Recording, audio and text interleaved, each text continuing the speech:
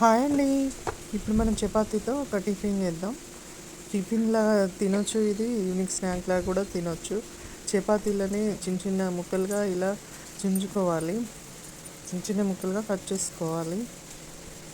పిల్లలైనా పెద్దలైనా చాలా ఇష్టంగా తింటారు.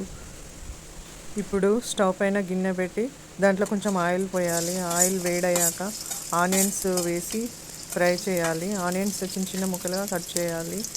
వాటిని చాలా ఫ్రై చేయాలి. కొంచెం సాల్ట్ వేసి ఫ్రై చేయాలి. త్వరగా ఫ్రై అయిపోతాయి. ఆనియన్స్ మంచిగా ఫ్రై అయ్యాక ఇప్పుడు ఎగ్స్ వేయాలి. నేను 4 చపాతీస్కి 3 ఎగ్స్ తీసుకున్నాను.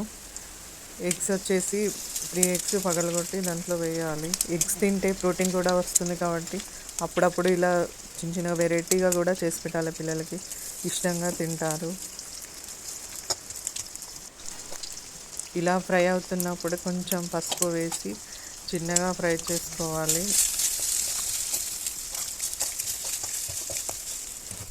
ఎగ్ మంచిగా ఫ్రై అయ్యాక దానికి సరిపడా కొంచెం సాల్ట్ వేసి కలపాలి. దాంట్లో కొంచెం అల్లం వెల్లుల్లి పేస్ట్ అండ్ కారం వేసి మంచిగా కలపాలి. ఎగ్ మొత్తం ఫ్రై అయ్యేలాగా మంచిగా కలపాలి.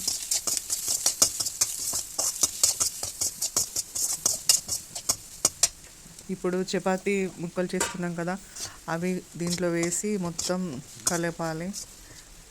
ఇలా మొత్తం కలుపుకుంటే రెడీ అయిపోయినట్టేనండి ఈ చపాతీ.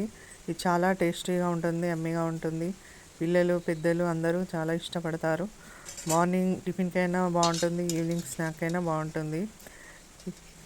మీరు కూడా మీ ఇంట్లో రెడీ చేసుకొని చూడండి. కామెంట్ చేయండి ఎలా ఉందో, లైక్ చేయండి, షేర్ చేయండి అండ్ సబ్స్క్రైబ్ చేయండి. Thank you for watching.